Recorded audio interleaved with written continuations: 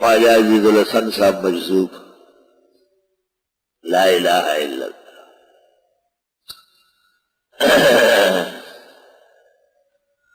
فرماتے ہیں کہ مولانا اشرف علی کے خلیفہ کیسے ہوئے؟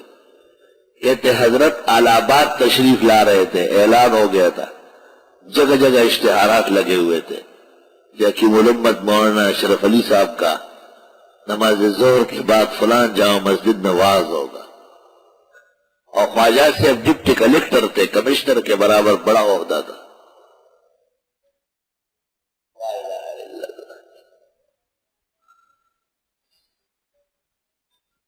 دل میں شوق ہوا کہ میں بھی مولانا اشرف علی صاحب کے حلقہ ارادت میں شامل ہو جاؤں۔ الہ آباد کی اس جامع مسجد میں سویرے آئے،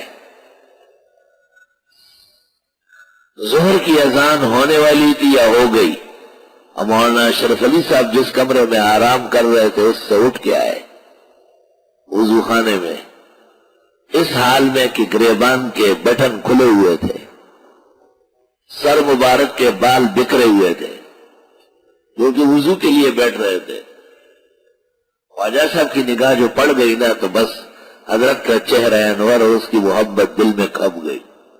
اوئے اوئے اوئے اوئے، خواجہ عزیز الحسن اس وقت جو شعر کہتے ہیں وہی آسمان و زمین کو آگ کر دیا بالکل۔ اور خواجہ صاحب باوجود کہ ہندوستانی ہے لیکن فارسی بھی ان کی مادری زبان کی طرح ہے۔ آسمان و زمین نے یہ نظارے دیکھے ہیں کہ ہندوستان کے لوگ اردو بولنے والے وہ فارسی ایسی بولتے تھے جیسے ماں کی زبان کوئی بولتا۔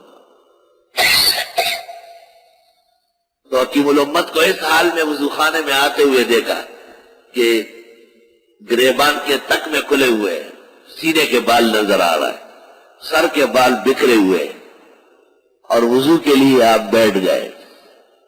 تو مولانا خواجہ عزیز الحسن کیا کہتے ہیں؟ واہ بھائی واہ، قبا واہ کر دو کا کل پریشان کر دبی آئی۔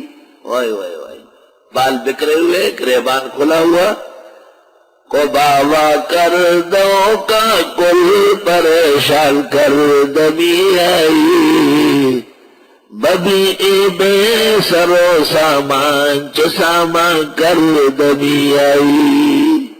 اس بے سر و سامانی میں کیا روب و حیبت ہے، کیا جلال ہے، علم کی کیا شان ہے، لا الہ الا اللہ۔